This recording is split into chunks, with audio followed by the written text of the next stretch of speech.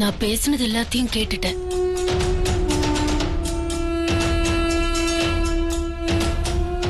நீ மாமா கிட்டதான் நடந்த விஷயம் அத்தனையும் சொல்ல போறியோன்னு நான் நினைச்சேன். ஆனா நீ கோயிலுக்கு போயிருப்பேன்னு நான் நினைக்கவே இல்லை. இப்போ என்ன பண்ணலான்னு இருக்க வெண்ணிலா? ஸ்வேதாக்கா, இந்த நிமிஷம் வரைக்கும் நான் உங்களுக்கு நல்லதுதான் ஸ்வேதாக்கா நினைச்சிருக்கேன்.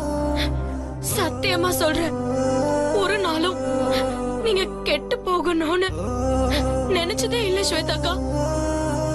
என் மனசுக்குள்ள 1000 வலியும் வேதனையும் இருக்கு. ஆனா நான் என்ன பண்றது?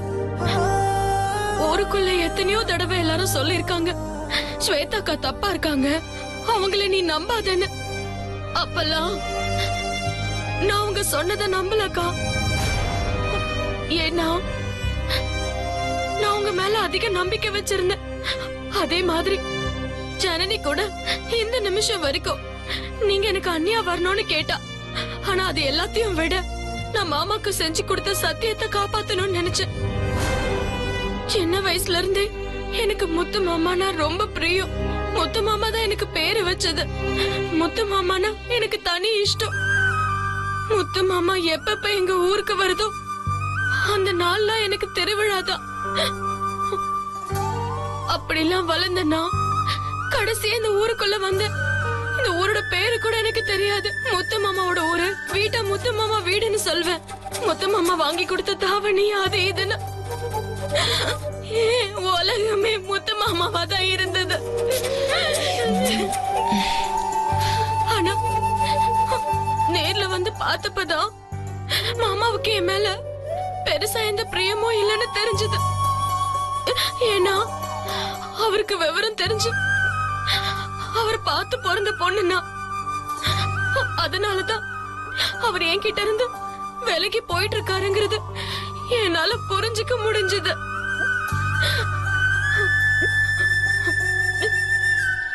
அந்த சமயத்துலதான் நீங்க இங்க வந்தீங்க. மாமாக்கு உங்களை ரொம்ப பிடிச்சு போயிருந்தப்போ நான் முழு மனசோட தான் விலகி நின்ன. அதுக்கப்புறம் உங்க கல்யாணம் ஏதேதோ காரணத்தினால நின்னு போச்சு. ஆனா அதுக்கெல்லாம் காரணம் நான் தான் நீங்க நினைச்சிட்டு இருக்கீங்கிற உண்மையை என்னால இப்பதாங்க புரிஞ்சுக்க முடிஞ்சது.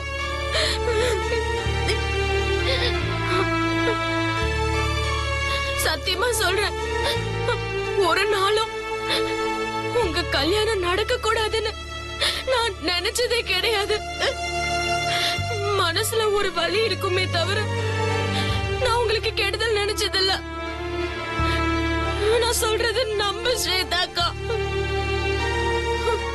இப்ப கூட உங்களுக்கு உடம்பு முடியாம போயிடுச்சு. அதுக்கு காரணம் முத்து மாமா மேல வச்ச அன்புன்னும் அதனாலதான் நீங்க மனசளவுல பாதிக்கப்பட்டீங்கன்னு தெரிஞ்சப்போ நான் மனசாரதான் என் முத்து மாமா தலையில அடிச்சு சத்தியம் பண்ண உங்க கல்யாணத்தையும் நடத்தி வைக்கணும்னு நினைச்சேன். அப்படி நினைச்சதுனாலதான் நான் நிலங்கப்பா எல்லா வேலையும் பார்த்தேன். சத்தியமா சொல்றேன், உங்க கல்யாணம் கெடணும்னு நினைச்சிருந்தா என் அம்மா எனக்காக வச்சிருந்த கூரை புடவை உங்களுக்கு கொடுப்பேனா?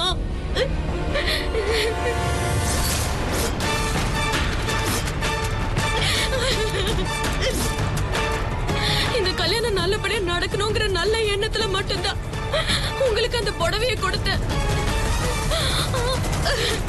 ஆனா அத போய் எரிச்சிட்டீங்களே ஸ்வேதாக்கா. அப்படி என்னக்கா என் மேல உங்களுக்கு வெறுப்பு? அப்படி நான் என்ன உங்களுக்கு பாவம் பண்ண?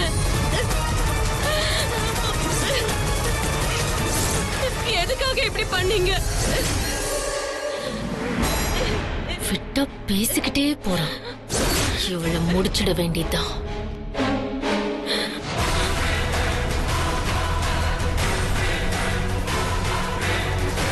ஸ்வேதா,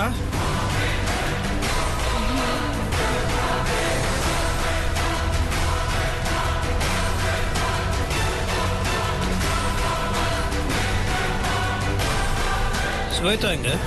அது வந்து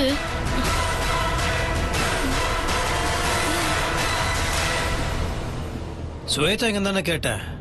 அது வந்து ஆ? மேல மொட்டை மாடியில. என்னாச்சு உங்களுக்கு? ஏன் இப்படி உளறீங்க? ஆ, சரி, வெண்ணிலா எங்க? தெரியல. மேல மொட்டை மாடியில தான் இருக்கா. நான் வேணா போய் போய் பார்த்துட்டு வந்து சொல்லவா? வேண்டாம் வேண்டாம், நானே பாத்துக்கிறேன்.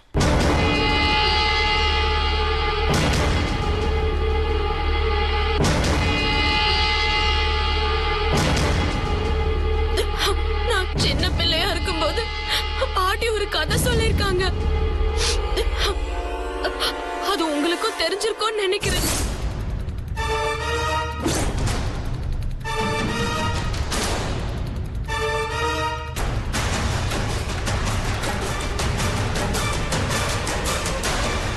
ஒரு தேளு தண்ணியில சிக்கி தவிச்சிட்டு இருந்துச்சு.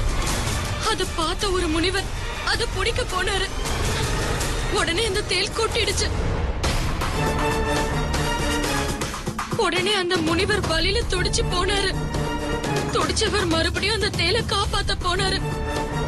மறுபடியும் அந்த தேலை கையில கொட்டிடுச்சு. இத பார்த்த ஒருத்தர், எத்தனை தடவை அந்த தேல் கொட்டியும் அத காப்பாத்த முயற்சி பண்றீங்களே ஏன்னு கேட்டாரு. அதுக்கு அந்த முனிவர் சொன்னாரு, கொட்டுறது தேலோட இயல்பு, காப்பாத்துறது என்னோட இயல்பு. ஒரு வழியா தேலை காப்பாத்திட்டேன், எனக்கு சந்தோஷம்னு சொன்னாரு. நானும் அந்த மாதிரி தான்க்கா. நீங்க எத்தனையோ தடவை எனக்கு கெடுதல் பண்ணிருக்கீங்க.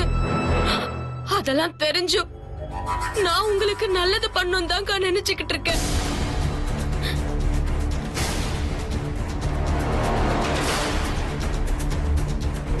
இனிமேலும் சொல்றேன் ஸ்வேதாக்கா, நீங்க என் மேல திரும்ப திரும்ப வெறுப்ப காட்டினாலும் சரி, வெளிப்படையாவோ உள்ளுறவோ எப்படி காமிச்சாலும் சரி, நான் சத்தியமா உங்களுக்கு நல்லதான்க்கா செய்வேன். இப்பவும் உங்க கல்யாணம் நடக்கணும்னு தான்க்கா நினைச்சிட்டு இருக்கேன்.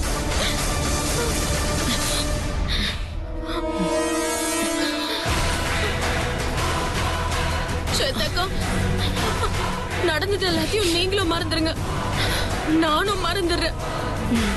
சரியா ஸ்வேதாக்கா?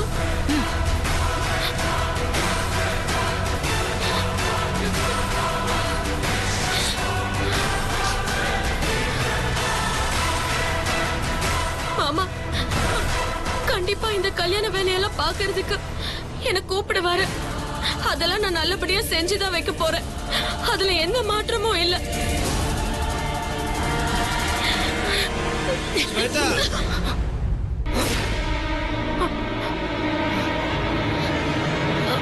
மாமா வந்துட்டீங்களா? முத்து மாமா, ரெண்டு பேரும் இங்க என்ன பண்ணிட்டு இருக்கீங்க?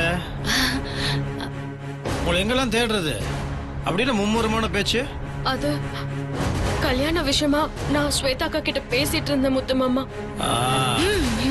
ஒரு படுத்தின கல்யாண வேலையில முழுசா இறங்கிட்ட போல் இருக்கு. சந்தோஷம். ஆனா நீங்க ரெண்டு பேரும் இங்க பேசிட்டே இருந்தீங்கன்னா அப்புறம் நான் என்ன பண்ணுவேன்? பசிக்குது, யார் பரிமாற போறா? இதோ வரேன் முத்து மாமா. சரி ஸ்வேதா, மாமா? வா சாப்பிடலாம். நீங்க போங்க, நான் வரேன்.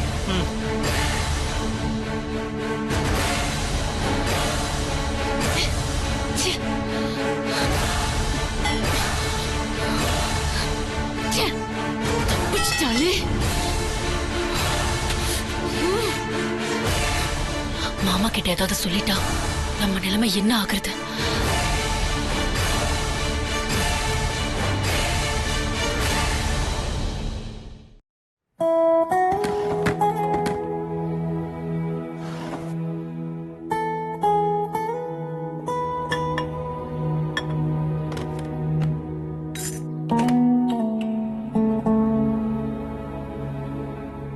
வெண்ணிலா, கல்யாண வேலைலாம் மும்முரமா சுறுசுறுப்பா பண்ணிட்டு இருக்க. ரொம்ப தேங்க்ஸ். என்ன மாமா சொல்ற? ஆமா, நீ மட்டும் இதை கரெக்டா பண்ணலனா இந்த நலுங்கு ஃபங்க்ஷனே ஒழுங்கா நடந்திருக்காது. அப்பவே உங்ககிட்ட பேசணும்னு நினைச்சேன். எங்க இந்த பிரச்சனை எல்லாமே அப்படியே போயிடுச்சு. உன் மாமா உங்ககிட்ட ஒரு வார்த்தை சொன்ன, அதுக்கு நீ எவ்வளவு மரியாதை கொடுத்து எவ்வளவு ஈடுபாடோட பண்ணிட்டு இருக்கல, ரொம்ப சந்தோஷமா இருக்கு. ரொம்ப தேங்க்ஸ். என்ன மாமா இதுக்கெல்லாம் போய் தேங்க்ஸ் சொல்லிட்டு? இதுக்கெல்லாம் தேங்க்ஸ் சொல்லக்கூடாதோ? அப்போ ஒன்று பண்ணுவோம், நீ எனக்கு குழம்பு ஊத்திடு. என்ன கத்திரிக்காய் குழம்பா? ஆமா முத்து மாமா. என்ன கத்திரிக்காய்?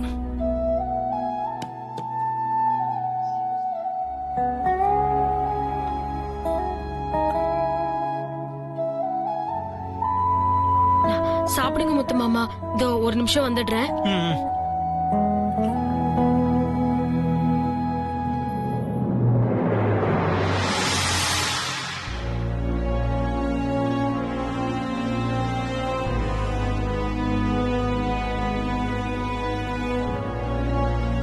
ஓய், எங்க 2 பேரும் ஜோடியா போயிட்டு வரீங்க?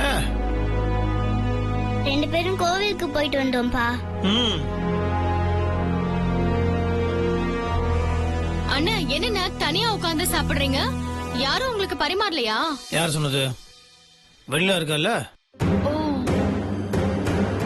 அண்ணி எங்க? இருங்கப்பா, சித்திய பாத்துட்டு வந்துடுறோம்.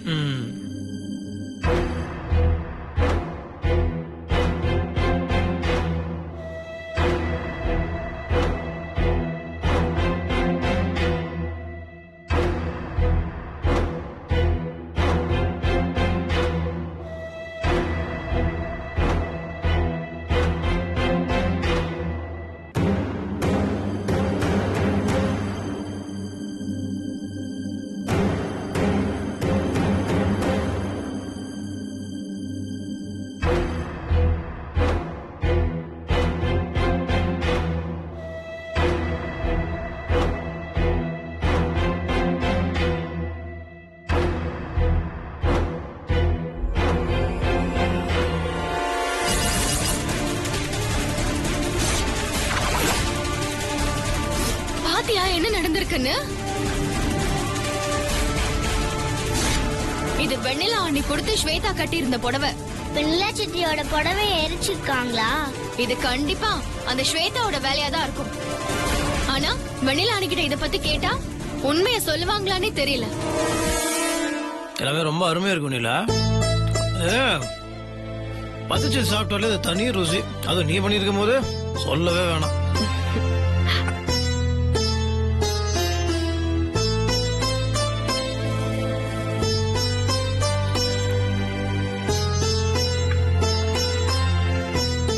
கொஞ்சம் நேரம் ரெஸ்ட் எடுத்துட்டு அப்புறமா கிளம்புறேன்.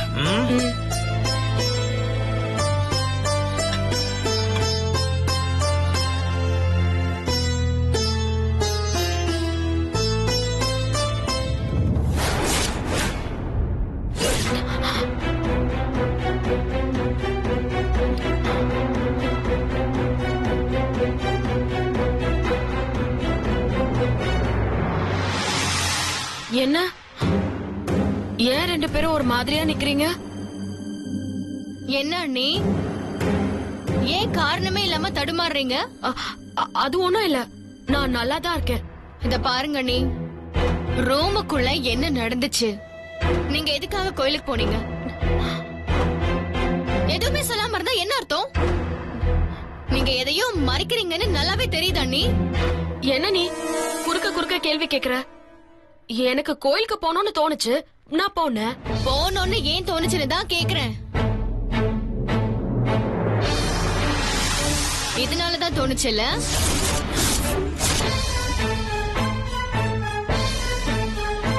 என்ன ஜனனி, இது எதுக்கு எடுத்த? குடு ஜனனி. எடுத்த என்ன பார்த்து ஏன் எடுத்தன்னு கேக்குறீங்களே? எரிச்சவங்கள ஏன் எரிச்சங்கன்னு கேட்டீங்களா? விடு ஜனனி, சும்மா வம்பு இழுக்காத. அது கை தவறி தீப்பொறி பட்டு எரிஞ்சிருச்சு. யாரோட கை தவறி பட்டு எரிஞ்சிருச்சு? அதான முக்கியம், அத சொல்லுங்க. இதோ பாரு ஜனனி, என்கிட்ட எதுவும் கேட்காத. நான் எதுவும் சொல்ல தயாரா இல்ல. தயவு செஞ்சு அண்ணன் கிட்ட இந்த புடவைய எரிச்சது ஸ்வேதா தாங்கிற உண்மையை சொல்லி கல்யாணத்தை நிறுத்துற வழிய பாருங்க. வேண்டாம் ஜனனி, அது இது சொல்லி என் மனசை மாத்த முயற்சி பண்ணாத. நான் செஞ்சு கொடுத்த சத்தியம் தான். இந்த கல்யாணத்துக்கு தடை உங்க மூலமா வரக்கூடாதுன்னு நான் வேண்டிக்கிட்டு இருக்கேன். அதுதான் நீங்க எனக்கு செய்யற மிகப்பெரிய உதவியா இருக்கும். இதுல ஏதாவது குளறுபடி பண்ணீங்கன்னா நான் உங்ககிட்ட பேசுறதையே நிறுத்திடுவேன். அவ்வளவுதான்.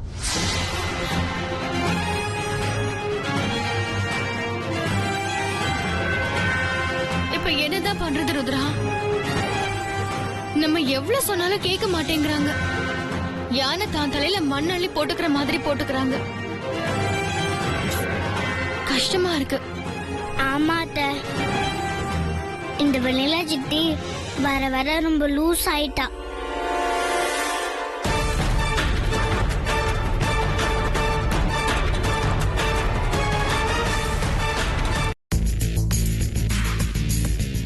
இவங்க 2 பேரும் ரூமுக்குள்ள வெண்ணிலா கிட்ட பேசிக்கிட்டு இருக்கிறத பார்த்தா எனக்கு என்னமோ சந்தேகமா இருக்கு.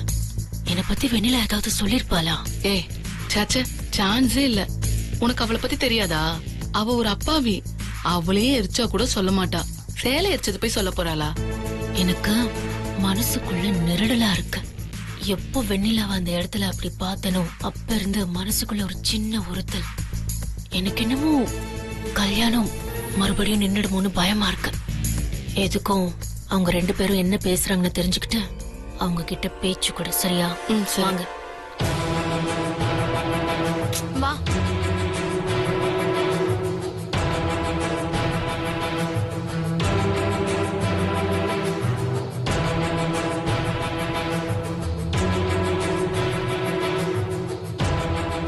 என்ன ருத்ரா, எத்தனை தடவை முயற்சி பண்ணாலும் வெண்ணிலா அன்னை கல்யாணம் நடக்கவே மாட்டேங்குதே.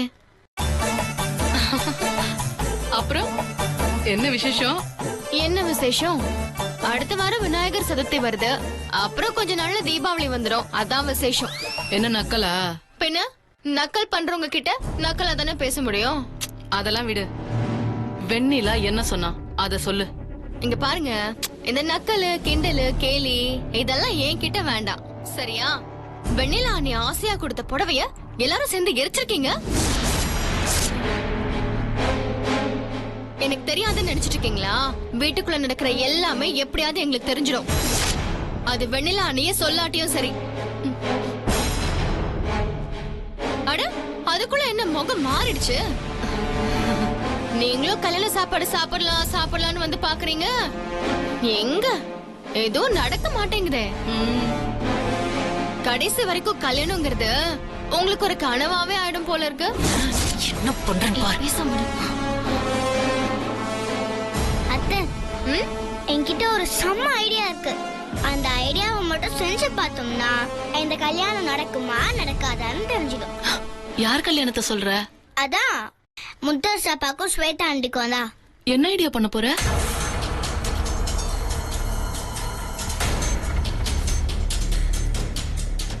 இந்த வளையல அந்த பாட்டில் மேல போட போறேன்.